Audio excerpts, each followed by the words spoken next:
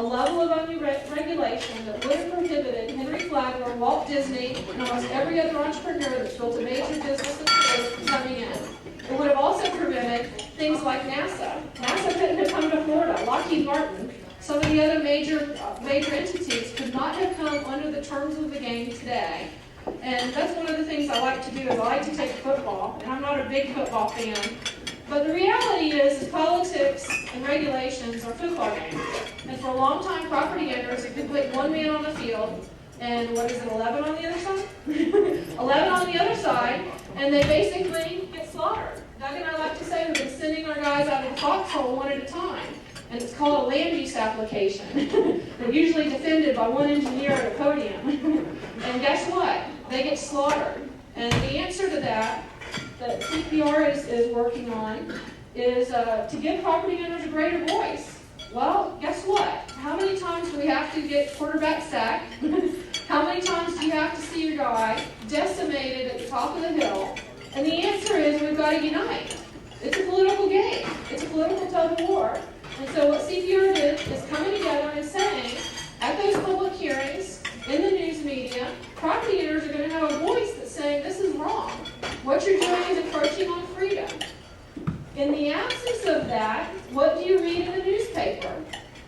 Growth management is good.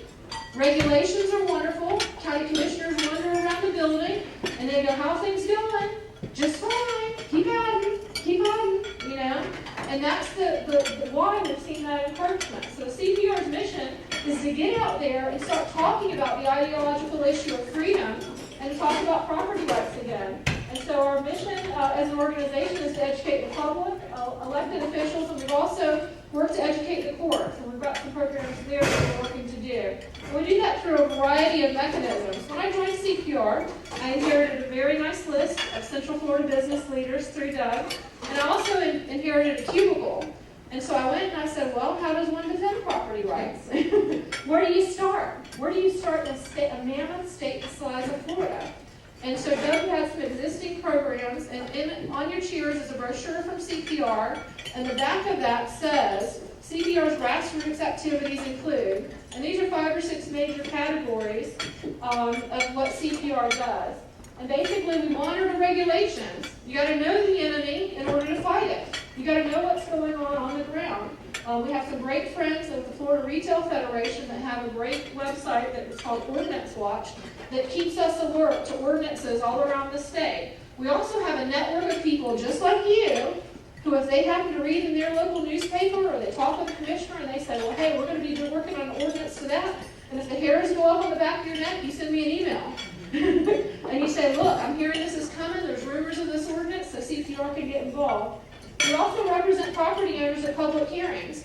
Anybody in the development business know, typically, there may be 200, 300 neighbors coming out to protest your exercise of your rights. This could be a church, this could be a dentist office, this could be a small innocuous use that the neighbors just decided they didn't want.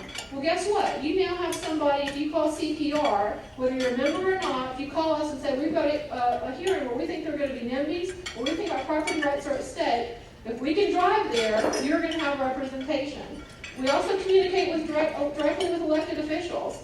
I'll get on the phone, and if somebody's tripping up a guy who's a property owner and an engineer from the city's been jerking them around for months on an ingress-egress issue, I call them up and say, hi, I'm with the Coalition for Property Rights. We heard that something was going on with this particular application. Well, guess what? 15 minutes later, I got a call on that particular item. It was a guy in Kissimmee that was trying to be routed his traffic for a retail plaza behind the retail plaza. They wanted everybody to drive in and go past all the dumpsters and all the back doors and then park in the lot in front of the retail plaza. 15 minutes later, the guy walked into a meeting. He said, Carol, I don't know what you did, but I got a stamp on my approval. It's called having a third-party entity that has the ability to get on the phone and hold these people accountable, and staff needs to be held accountable. And whether it's calling and saying, look, let's get your city attorney involved, let's get your county attorney involved, somebody's out there watching these and standing up for individual property owners, and that's what CPR does. When I first joined CPR, Doug told me we do this newsletter every week.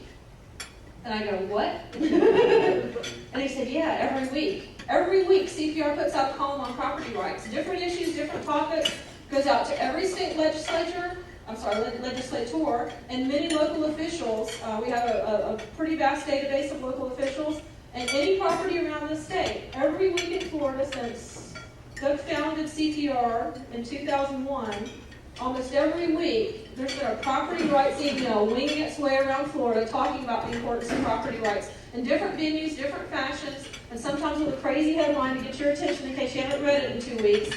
It's something where that ideological message is getting out there because of CPR's work. We also do public outreach. I'm currently doing a tour of talking about the issue of hometown democracy, which I'll cover. But we send out 150 postcards to Rotary, Kiwanis, any type of public groups, and we go and speak and talk about property rights. A lot of people, I know it's crazy to understand, they go to bed and they wake up and they haven't thought about property rights that day. We're trying to reach them and talk to them. One of the things I found, we do quarterly issues forums. I think it's a little outdated. I've gone to biannual, but we bring in national speakers that'll rock your socks. So it's something where we've upped the quality, made it worth your while, and these issue forums, when we announce them, are just not to be missed. So if you can, today I think we have people driving in from Tallahassee, Fort Myers, Fort Lauderdale. We're guaranteed that these are going to be well worth your time to attend. We also serve as a resource for the property owners and the media. I get calls every day from people who call and say, well, what about my rights? I've got littoral rights, riparian rights, I'm fighting with my neighbors. They now have a resource to call. You know, if you have a problem with your gun rights, you call the NRA. If you have a problem with civil liberties, you call the ACLU. What do you do if you have a question? And one of the things we found, I got a call this week from a pastor in Lansing, Michigan, that's fighting a rental ordinance. He can't rent his house, and he's been transferred to another pastorage. And so he had a NIMBY issue where he has to get his neighbor's support to rent. Well, what do property owners in America and Florida do if you got a question like that? Well, they now have a resource where they can call, and quite frequently, by the time they call, they're already in need of lawyers, and they've already in litigation, already been cited, but we've served as a referral. The other thing that I found, because I went to look out and say, who are the property right experts around the country? There's a vacuum. I know for conservatives that might be hard to believe, but there's a vacuum of articulate spokesmen out there articulating the message. But it's something where who's speaking of property rights? CPR, I got a call this week from Louisiana Times-Picayune. They had a code enforcement issue with their towing cars. They needed a property rights spokesman. Both Doug and I have been quoted in newspapers around the country because people aren't talking about property rights in the fashion that we are, and hiring paid professionals to get out there and get the message out articulately.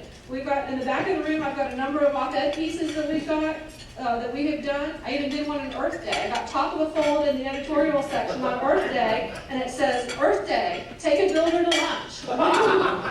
It's in the back. I encourage you. Thanksgiving Day in the Orlando Sentinel, 2 years, back-to-back years, we have a Thanksgiving message about how property rights saved the Pilgrims. People weren't working when it was a communal system.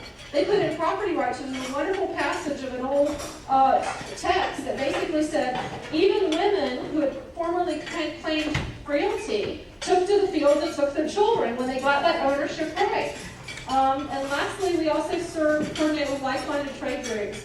We have a representative for the Florida Home Builders Association in Tallahassee. I cannot say enough about the associations and how they have been willing to mentor me in our work in Tallahassee and the support that they provide and going where we can't go yet. We're coming, guys. You know, we're going to be able to provide full lobbying support in Tallahassee in the future as we grow. Current threats. I'm going to go through these real quickly. Basically, we're in the middle of a recession. You would think it's causing elected officials to rethink the regulatory and tax situation in Florida. No, we're still seeing increases in regulation. Okay, staff took a break for about 6 months, and now they're engaged in job justification.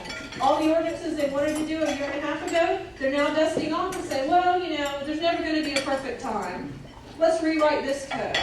It's fiefdomism, and we're starting to see increases in regulation. There's no regulatory relief in sight. Florida is probably poised to be, regretfully,